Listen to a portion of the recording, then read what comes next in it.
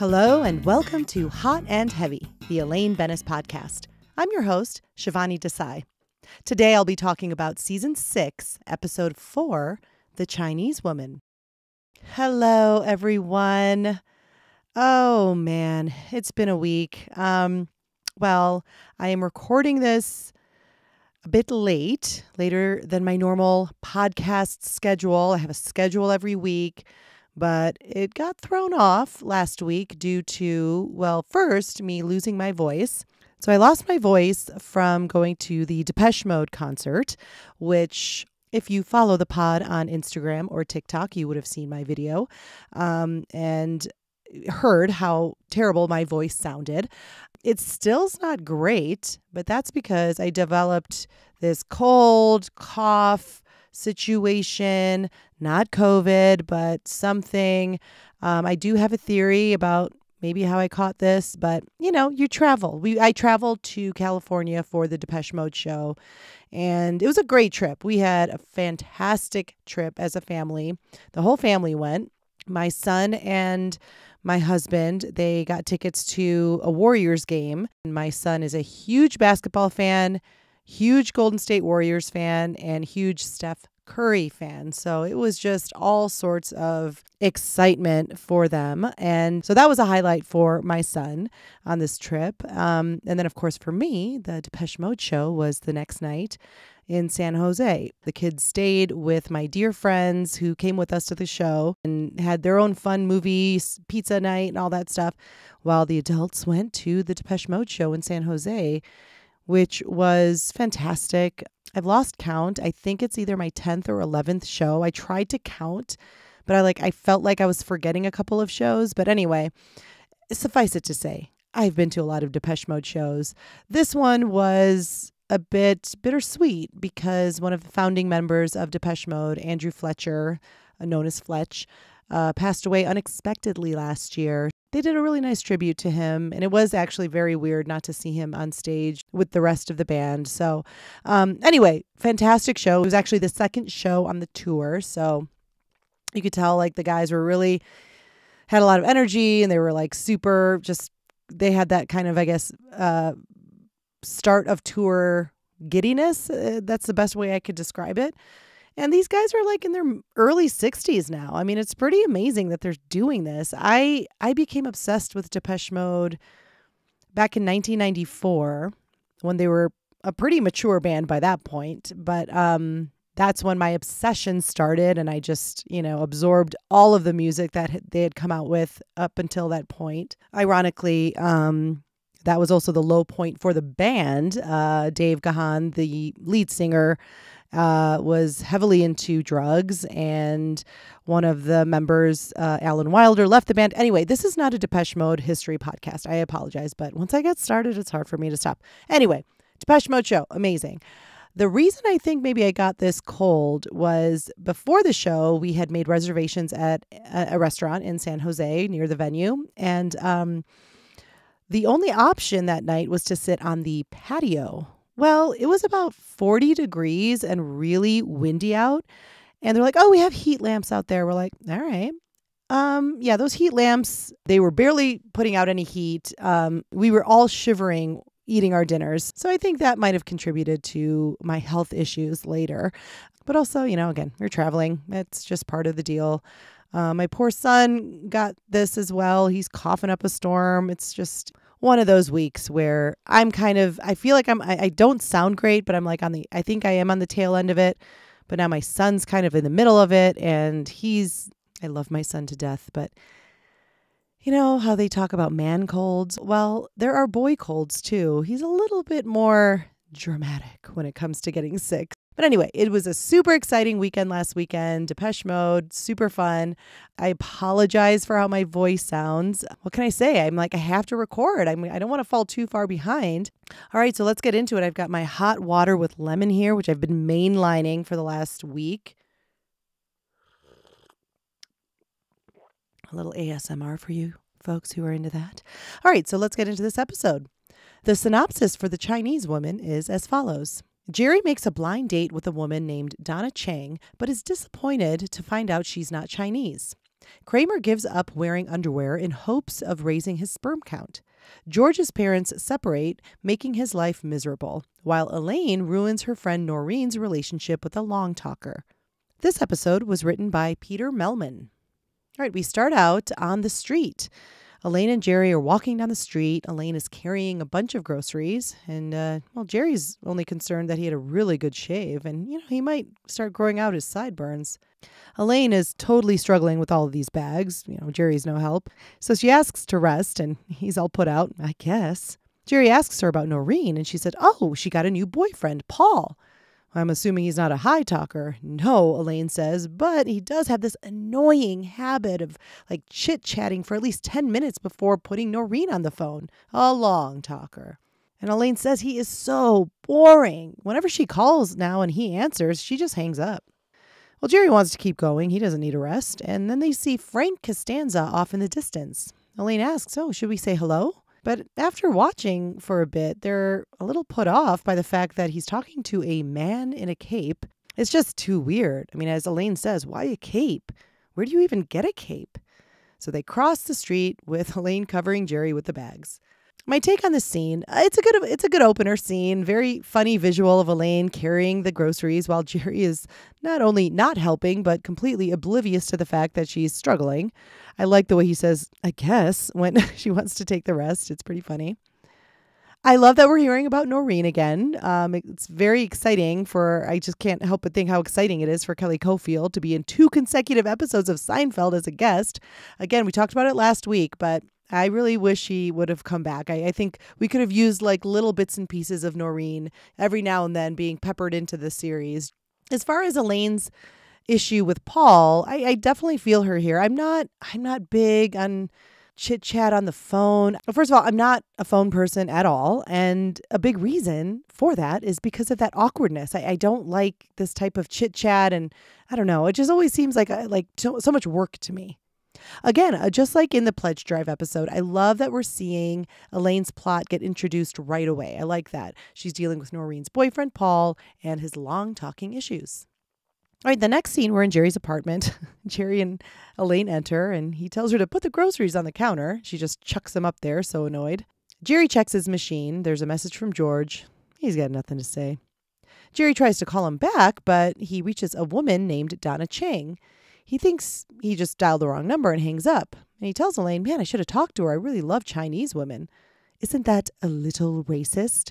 If I like their race, how can that be racist? Well, he calls and gets Donna Chang again. And she tells him that she's been getting George's calls because the lines are crossed. So Jerry takes this opportunity. So listen.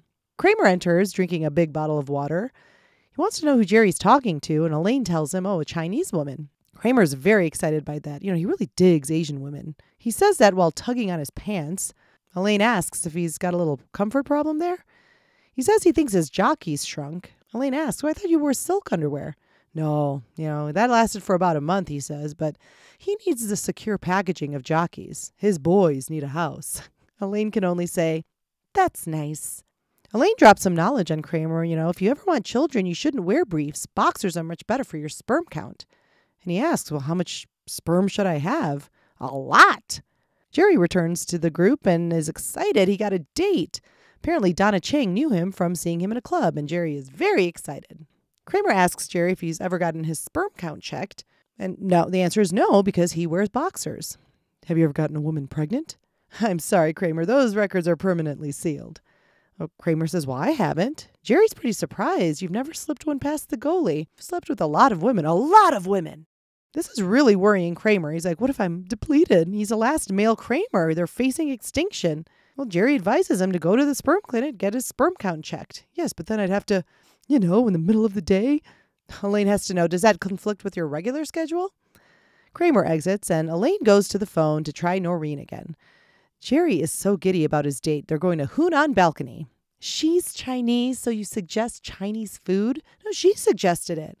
I thought Chinese don't eat Chinese, she says. Oh, she's very assimilated. We hear the line ringing and a male voice answer, and Elaine slams the phone down. Paul again? You can't get one ring past him. George enters really perturbed. Hey, you don't call me back?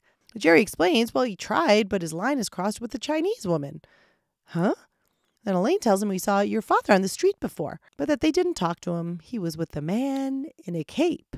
George is very baffled by this. He just kind of walks out asking all these questions. Why is my father with a man wearing a cape?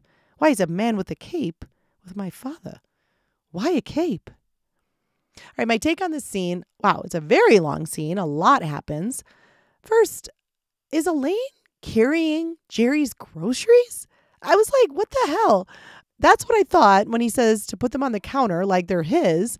But then as the scene goes on, I was kind of observing this. I think that they had both gone shopping and the groceries belong to both of them because we see Elaine kind of dividing them up as she's talking to Kramer. So I think they just combined their shopping trip and she was just taking her items home. But still, Jerry is still such a jerk for making only her carry them. But that's on par with Jerry's character. All right, before talking about this whole Donna Chang storyline, I'm just going to mention that, yes, this is a super cringy storyline to watch in this day and age. We have to keep in mind that this was almost 30 years ago when sensitivity about this stuff did not exist. Fetishizing races, accent stereotypes, we just sort of accepted it. So for the sake of not going on that tangent, even though I have a lot of thoughts about it, and they actually aren't as cut and dry as people think, I shall spare them from you, but I just want to say, yes, it's all cringy, and I do not condone making fun of races. Let's move on. I do like the moment where Elaine calls Jerry out on being racist, but then the response of, if I like their race, how can that be racist? It's just fitting that Elaine would call that out. I love the line when Elaine says, you got a comfort problem there. I use that a lot in my life, especially with my kids. Young kids are sort of known for fussing with their clothes a lot, especially if one thing's just not comfortable, like it's just like a little fold in the fabric or a little like thread that's kind of, it's like anything can make a little kid fidget. So I would say that to my own kids and they wouldn't get it, but I still said it. Okay, such a funny Kramer line, my boys need a house, and that perfect response from Elaine. That's nice. I like this little knowledge that Elaine, tells Kramer here. I feel it's a very natural conversation. I feel Elaine maybe just read an article and once she heard Kramer talk about wearing briefs, she just needed to share that. And I think we've all done that. That's great writing. I think it's such a natural thing. Like, oh my God, I just heard this. You should know this. I've always felt that little conversation between Kramer and Jerry about impregnating a woman, it was really edgy. It definitely was not like even remotely close to anything you'd hear in a sitcom. I mean, you would never hear that type of conversation. And as a teenager watching it, I remember really being curious about Jerry's response. I think, like he wouldn't say yes or no, right? Like, which makes me think like, okay, maybe Jerry did get a woman pregnant. And what? Did she get an abortion? Did she lose the baby? I mean, it's a little heavy to think about, obviously. But I like that mystery that they kind of unintentionally or intentionally put in this scene. And in a light sitcom, that's about nothing. We don't know if Jerry has impregnated a woman. Like, I just think that's so incredibly different and unique. And I that's one of the things I love about Seinfeld. Oh, and I wanted to address that comment that Elaine makes about Chinese not eating Chinese. As an Indian person, I can relate to this. Like, we never ate at Indian restaurants growing up because my mother cooked our Indian food, and Indian food is very specific to region, and like the type of Indian food my mom would cook was very specific to the region my parents were from. We are Gujaratis from the state of Gujarat, so that's a different type of food that you would find in pretty much like every Indian restaurant. You find a totally different type of regional cuisine. So it was so different from what we ate at home. So I just wanted to acknowledge that, as a first generation Indian American, that's very true. I mean, you don't see Chinese people eating at Chinese restaurants. You don't really see Indian people eating at Indian restaurants too regularly. It would happen every now and then. In fact, a lot of like Indian parties and stuff, like people would have it at an Indian restaurant and, for the sake of it just being Indian food. But yeah, I don't know. I just wanted to call out that little moment. I like that we get another scene of Elaine calling Noreen. It's a mirrored sort of callback to the last episode. And we see her tactic in action with the hanging up. The rest of the scene with George is fine. I liked the coordinated shrug that Elaine and Jerry do when he was like, you didn't say hello? Why was he wearing a cape? And they're like, I don't know. And I also like JLD's delivery of a man in a cape. All right, next we are at the fertility clinic, and the doctor tells Kramer he's got a low sperm count. Oh, man. I can't do that with this voice. And apparently Kramer does want a family someday, so he must get off the jockeys right away. Next, we're at Elaine's house. Elaine is trying to call Noreen again. This time she's prepared with the hairdryer in the background. She tells Paul she can't talk for very long because she's calling from a car phone. Oh, that doesn't stop Paul. I mean, he just keeps talking and talking. He does tell her that Noreen's not home, so Elaine tries to get off the phone but gets roped into a conversation. Yes, it has been unseasonably cool lately. She tries to get off the phone with him. We're pulling up to the building now. So then we time jump to, well, sometime later. Elaine is on the chair, bored out of her mind, telling him that she tips 20% too. Then she starts turning the hairdryer off and on. It seems the car is running out of gas. So my take on this scene, it always makes me laugh. I think it's so clever. Like, what a really creative way to, try and get him to cut down the chit chat. And it's such a nod to old technology. Calling from a car phone in 1994 was pretty rare and definitely prone to like an urgency. It was definitely expensive. There weren't very reliable phones as far as connection goes. So it's like if you were calling from a car phone, it was like, no, we're not, this isn't for chit chat. This is not a chit chat type of phone. And that off and on trick with the hairdryer always gets me every time. I think that's so funny. All right, next we're at the Chinese restaurant. Jerry is waiting. The hostess tells him to let her know when the rest of his party arrives. A blonde white woman approaches Jerry. Sorry, I'm late. Who are you? I'm Donna Chang. What do you mean? I mean, I'm Donna Chang. Well, it turns out Donna Chang shortened her name from Changstein. So the actress who plays Donna Chang is Angela Dorman. She's appeared on Nash Bridges, The Drew Carey Show, Star Trek Voyager, among others. I like her as Donna Chang. I think she plays it very well. There's like a vagueness to the character about whether or not she's purposefully doing this whole Chinese woman deception. And I like that. She's just very earnest about all of her actions. And I also think she's a very believable woman for Jerry to date. All right, next we are at Jerry's apartment. He's telling Elaine about the date, how she's not even Asian. Well, what is she? She's like you. Oh, how disappointed you must have been. He claims it was false advertising. I think she likes people thinking she's Chinese. Her name, she suggested Chinese food. So why are you still seeing her? Well, she is a woman, Jerry says. Elaine tells Jerry that she heard Noreen and Paul might be breaking up. Jerry suggests that, maybe your hanging up on Paul all the time could have made him suspicious of Noreen having an affair. Kramer enters with all his jockeys in hand and tries to give them to Jerry. He needs to put him out of his house, otherwise he'll wear them. Oh, you got a low sperm count? Very low. He tosses them onto Jerry's table because he needs to tug on the boxers he's wearing. He hates them. They're not comfortable at all. Plus he's flipping, he's flopping. He's going crazy in these things. And then Kramer exits. My take on the scene, I love that moment where Elaine says, oh, how disappointed you must have been. There's not much to Elaine's part in this scene, but a thought I had, I maybe would have liked Elaine to realize her hanging up consequences on her own. That's what she shares with Jerry in the scene, instead of Jerry having to explain it to her. I just feel like that would have been a bit more compelling. All right, next we're at Monk's. George and Frank are at a booth. Frank is comparing the amount of mosquitoes in Manhattan to Queens. George says, hey, I heard you were in the city. Your mother's got to tell you every move I make. No, Jerry and Elaine saw you. They didn't say hello? Well, they were in a rush. They couldn't just say hello? Ah, to hell with them. They said you were with a man in a cape? But Frank isn't even listening. He can understand why supercilious Elaine wouldn't say hello. But how could Jerry not say hello? All right, next we're at Jerry's apartment.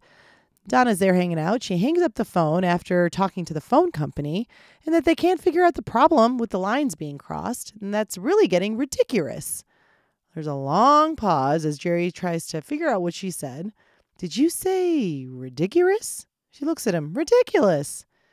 I thought you said ridiculous. George enters. He introduces himself to Donna. And she, of course, says, hi, I'm Donna Chang. She tells him how she just spoke with his mother. Huh? Well, she was trying to call you.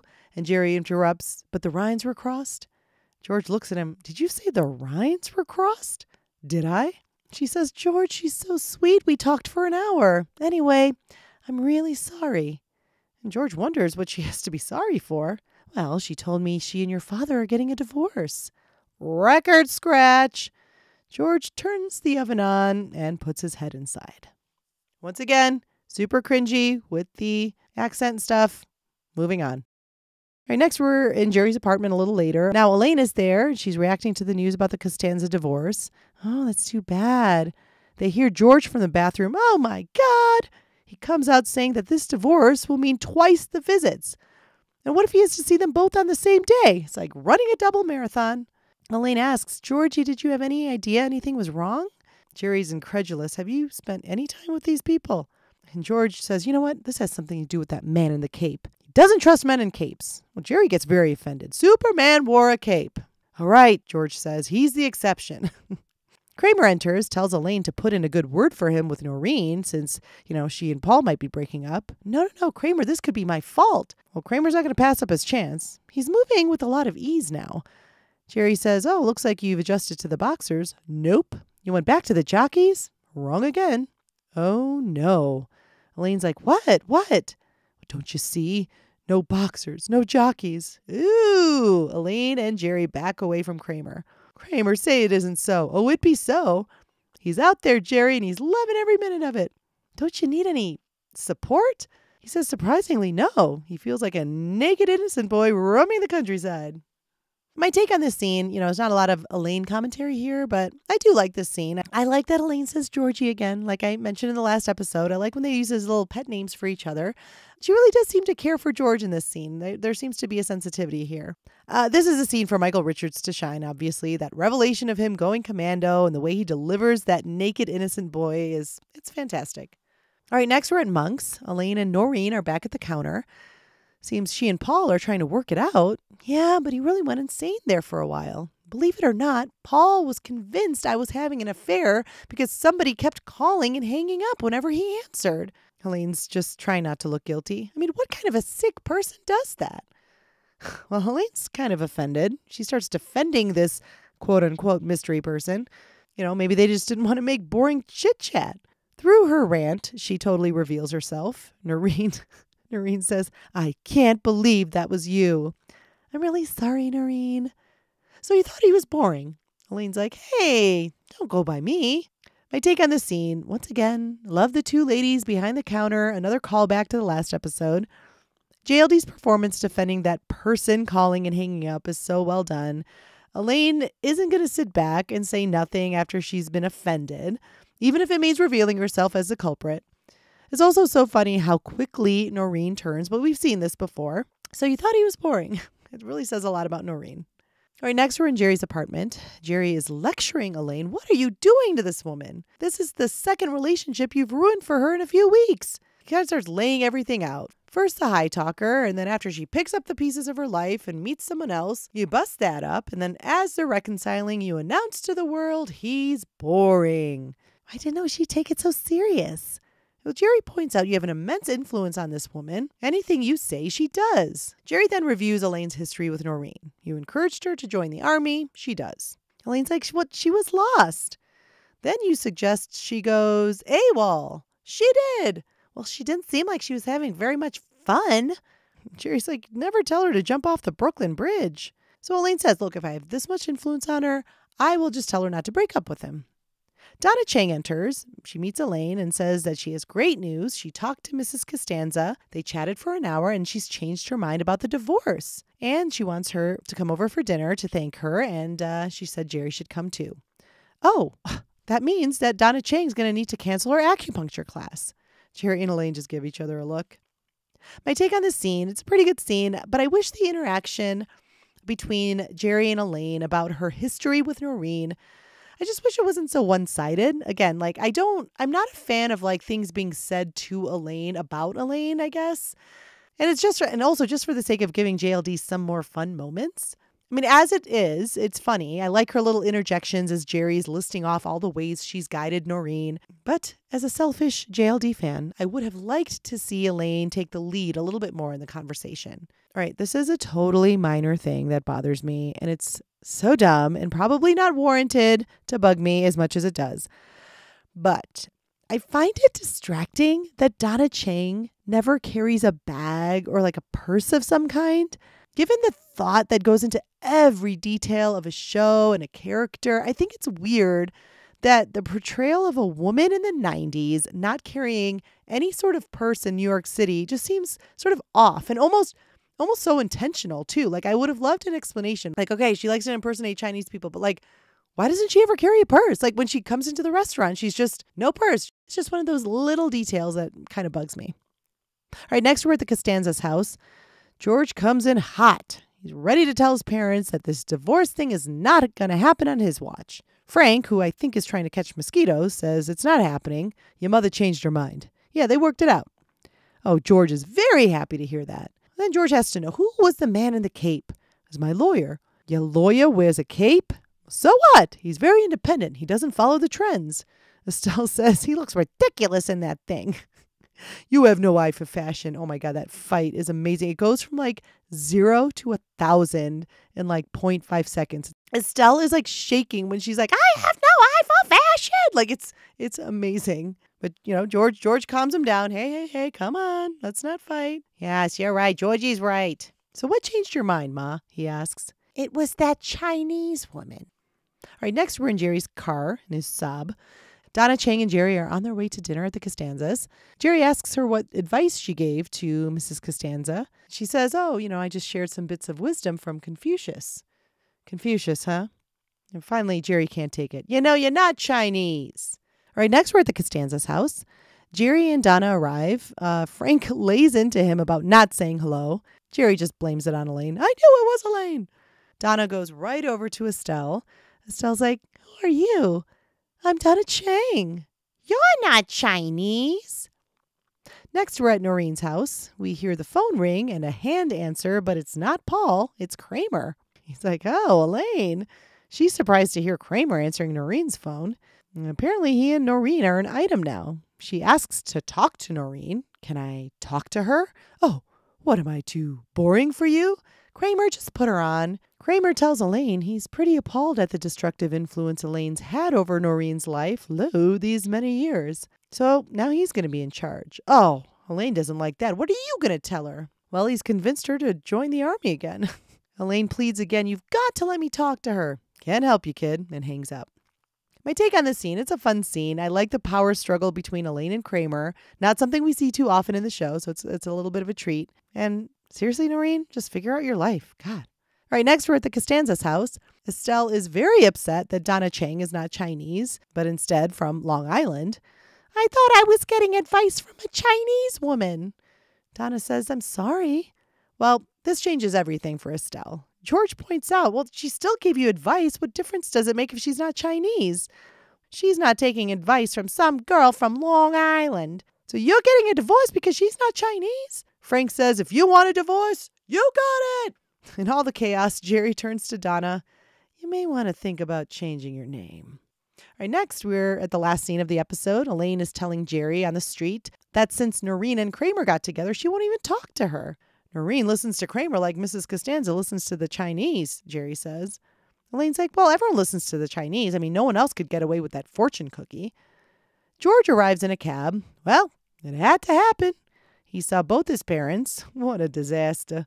He had lunch with his mother. It's like a date. And then he had to go all the way on the other side of the neighborhood through traffic and played Clue with his dad. All day with this. Elaine is listening and laughing and enjoying this. We hear Kramer call for Jerry from his window, announcing that the Kramer name might live on. Noreen's late. She's late.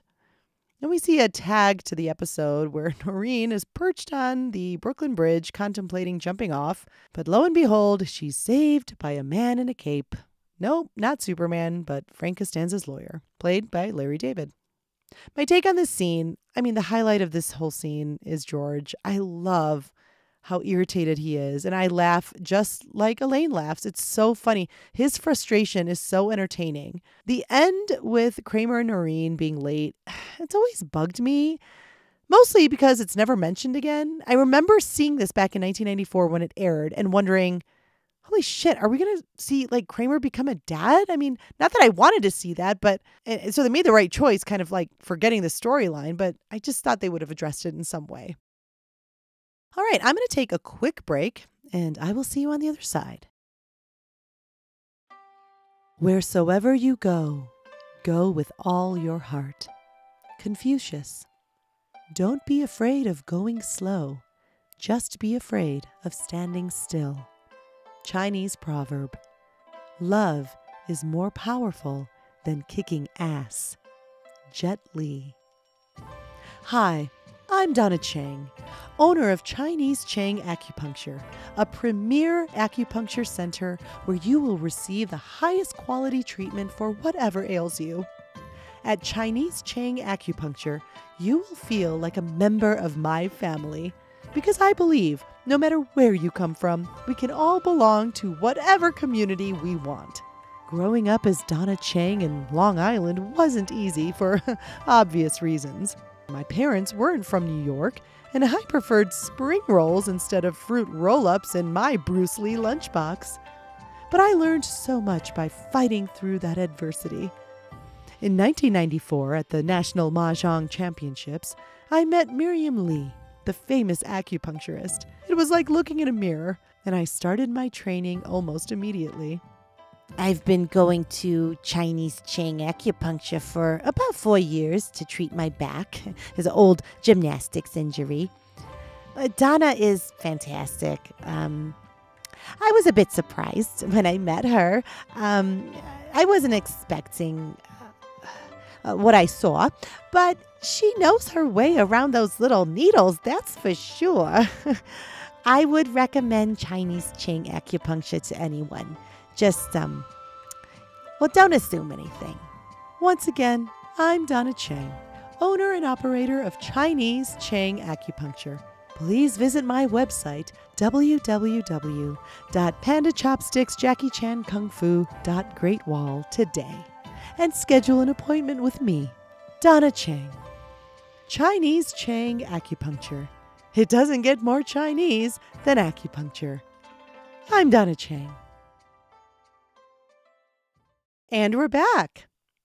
The extras for this episode, there was a deleted scene that answers a lot of questions for me. So in the scene where we find out that Kramer is going commando, after he leaves, George is sitting on Jerry's counter, sort of sulking in the kitchen. And he says, just so hurtful that they didn't tell me. Elaine's like, they were probably just trying to protect you. He's holding a box of Wheatina, which is, I'm assuming, some kind of hot cereal or something. And saying, my mother used to make this for my father every morning. She never got it quite right. Then he says, you know what? I'm going to talk them out of this. I cannot let this happen. And Jerry's like, are you sure, George? You want to interfere? He's like, I got to move my car anyway. So it's a little bit of a continuation of that scene, which helps me because in that whole interaction where Kramer's talking about being a naked, innocent boy, he's not wearing boxers or briefs and all that stuff, I'm always like, where the hell did George go? He didn't leave the apartment. So here we sort of get that answer. All right, in the notes about nothing, I thought this was really interesting. So in the scene where they have the conversation, Jerry and Kramer, about impregnating women, there was supposed to be a portion where Kramer turns to Elaine and asks if Jerry impregnated her. And her reply, quote, not me, baby. Birth control is my religion. Jerry adds, well, that's for sure. She's in the bathroom 2 hours before game time. Elaine rounds out the subject with, I'm a spermicidal maniac. I just thought that was kind of a cool little insight that we, didn't see in the actual episode, but very interesting. So there's no way that Elaine would have ever gotten impregnated by Jerry or anyone else. Spermicidal maniac. That's kind of a cool band name. And now it's time to open Greg's sack lunch. All right, Greg's favorite scene and Elaine moments. He says, I always love watching this episode because we get some great moments for Frank and Estelle. Aside from the main four, those two are just the funniest on the show, and their scenes in this are perfect as always. You have no eye for fashion. I have no eye for fashion is in one of my top 5 exchanges amongst any two characters ever on the show. I say it all the time with my friends who get the reference. Absolutely, Greg. Like I said, that exchange, well, it's hilarious because of obviously their delivery, but the way it just escalates so quickly and so intensely, that just adds to the humor. It's amazing. Greg goes on to say, I love the early scene at Jerry's apartment where the plots are all introduced fairly seamlessly one after another, setting up the episode. I find it endearing how Elaine discusses Kramer's comfort problem with his underwear and how it leads into his concern over his sperm count. My favorite part, though, is when George comes in and Jerry and Elaine tell him about the man in the cape. I just like the back and forth here between them and how Jerry and Elaine look almost alike in how they respond to each thing George asks about them seeing Frank. Yes, I agree, Greg. It's a cute little moment. I like the little shrug and how they're just so like matter of fact, like, no, we didn't talk to him. Greg goes on to say, while Elaine kind of has a weaker storyline in this episode, I like that she's there to respond to everything else, specifically the faces she makes when eating her Raisin Bran as Kramer says he's flopping. And then later when it's discovered Kramer is going commando. Her presence gives us so many laughs and scenes where it's not about her so much. Oh, totally. Yeah, it's the reacting of acting, and it's a lot of face acting for JLD. So I agree with you. Her presence needs to be there for those scenes, even if she's not like the central subject of it, or, it's just her presence is important to round out the group. Greg says, my favorite Elaine moment is a very small one where Jerry defends men in capes because Superman wore one, to which George concedes Superman is the exception. That little laugh that kind of says, this is so dumb, is done so well, and I'm glad they had her reaction in there. It's simple, but I love it. Agreed. I love that little moment too. I didn't mention it, but yeah. That has to be there because it is so ridiculous. And any normal, sane person would be like, I cannot believe this is such a serious topic for both of you. All right, Greg's scene swap idea. While I like all of this episode and the weaving of plots works well, I would think they could have suited each one better by maybe putting the Elaine and Noreen story in another episode or ditching the amount of time spent on Kramer's sperm count because I feel like everything else got shortchanged. I would have liked more of either the Costanza's pending divorce without it just hinging so much on Donna Chang, or more of Elaine and Noreen and the long talker. The whole scene where Jerry lists off all the things Elaine has done to ruin Noreen's life could have been done in a way where Noreen and Elaine are discussing it. Kelly Caulfield was such a great character, and I wanted more of her and Elaine. Oh, that's such a great point. Yes, I agree, Greg. Shortchanged is a good way to put it because there is sort of an imbalance, and I'll get into that in a little bit. Some extra thoughts that Greg wanted to share. One thing I caught, did you notice in the opening scene how squashed Elaine's loaf of bread got by the end of it? It was completely flat. I did not. I'm going to have to go back and watch that. Lastly, Greg says, Elaine has a lot of continuity errors here. First with the groceries, and then her soda completely switches hands while she's talking to Noreen at the diner. This podcast has me noticing things now because I'm watching her like a hawk. Ooh, I love continuity catches. Like, they shouldn't really mean that much, but whatever. They're just kind of a pleasure to catch. Thank you so much, Greg. We love your thoughts every week. And now it's time to close Greg's sack lunch. All right, my favorite Elaine moments. Well, I love the scene with the hairdryer. I like the performance. I love the creativity of it. I think she does such a great job. Oh, that boring conversation. Oh, we all hate it. And my final notes.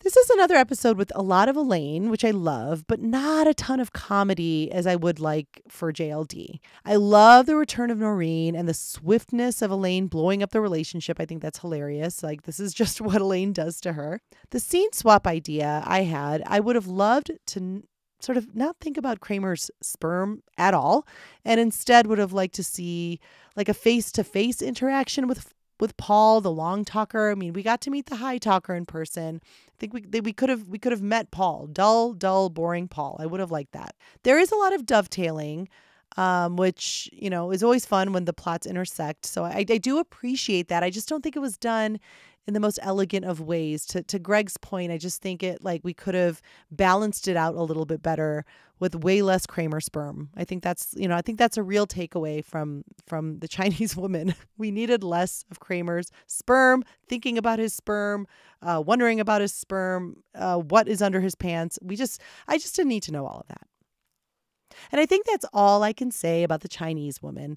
Not only because that's all of my thoughts, but my voice is really taking a beating for talking this long. Oh my gosh. Most of the editing for this episode is going to be all the coughing. Just so you know, you're not hearing it, but I've had about 18 coughing fits this entire recording session.